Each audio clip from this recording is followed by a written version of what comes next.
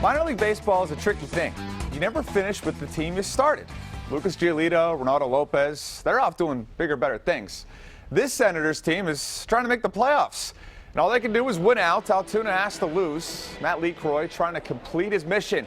Get this team back to the postseason. First inning, it's Jose Marmolejos. And that's a gappa. Senators up 2-0. Let's go to the third. This team doesn't hit a lot of home runs, but they can get it in the gap. Isaac Ballou, he's hustling, and he'd later score. Harrisburg does their job, 6-3, the final. So here's the deal, 1 game left. Senators win, Altoona loses. Senators get in the playoffs. Harrisburg hosts Hartford tomorrow at 1:30. And speaking of Ronaldo Lopez, he was pitching tonight against the Mets. He was dominant here in Harrisburg. Still figuring it out in the bigs. The ageless Curtis Granderson with a 2-run shot. He's got 10 seasons of 20 or more home runs. The Nats fall 5-1. Orioles, Yankees. You know, the Orioles had one weakness. This thing called pitching. Wade Miley at the deadline, doesn't really cut it. It's like buying a Porsche when you can't drive a stick. You're stuck in park. O's fall 5-2. They're just a half game up in the wild card. So about those Pirates playoff chances, their longest losing streak of the season, kind of killing that. Steven Brault, though, 5 strong innings against Milwaukee. That was a neat. Too bad he couldn't go 6. Juan Nicasio gives up the grand slam. Pirates, they're shut out, 10-0 the final. So Phillies, give me something positive. No? Okay. Philly, clotheslined. Here's Matt Kemp with a 2-run shot. Another old guy with a quiet 28 home runs on the season. Braves win 2-0 the final. Well, it's official. Dale Earnhardt Jr. is out for the season. America's most popular driver, still recovering from a concussion. Let's go to Darlington. Jeff Gordon will split the rest of the season with Alex Bowman. The pole sitter, Kevin Harvick, he's in the 4 here, and he led a race-high 214 laps.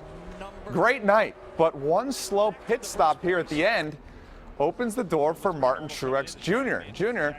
led just 28 laps, but hey, all that matters is the last one. Truex gets his 2nd win of the season. So that was the new Penn State offense. Looked better than the old one, I'll give it that, but that was also Kent State. Next week is Pitt. That's more than a game. That's the battle for Pennsylvania. James Franklin with a lot to figure out before the showdown in the Steel City. So there's a new sheriff in town, goes by the name Trace McSorley. He rode out Saturday triumphant with the win. But in this town, there's a lot of work left to be done. I think we did leave some points on the board. Weren't as clean as we should have. Clean it up. That was James Franklin's message. Trace McSorley heard him loud and clear. We made some mistakes out there today that we need to clean up. He definitely missed some throws. And then there's the hits. When you look around the country, that's how people that are running these offenses, that's how you play. But he only took 1 sack, and there's a plan for the hits. Lift and eat a lot. So how good can this group be? They've got a punter who can actually punt, a kicker who can hit, and that depleted defensive line looked more than all right. Overall, I thought there was some really good things to build on, but we got a lot of things we got to get cleaned up. What is he, trying to get sponsored by Mr. Clean? We get it. Time to get OCD at practice. Next week, it's a showdown, high noon. The battle for Pennsylvania, Penn State, Pitt. Now, it'd be great to see Penn State play a game like this, Notre Dame, Texas, and the game of the weekend, maybe the year. Deshaun Kaiser to Josh Adams. Notre Dame takes the lead with 11 to play. Texas would go ahead on a Deontay Foreman rush, but Notre Dame blocks the kick. Sean Crawford returns it for 2. How often do you see that? We're going to overtime, but this was just the Longhorns' night. Tyrone swoops, the winner in double overtime. Texas wins a classic, 50-47.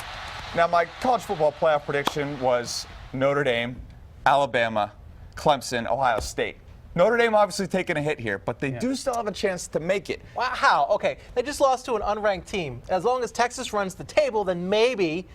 I think you look at the way Texas played, they're going to have a good season. Oklahoma already lost, but you look at Notre Dame's schedule, USC is down, Stanford is down a little bit, Michigan State down. Well, they could easily end the season with just 1 loss and make it in.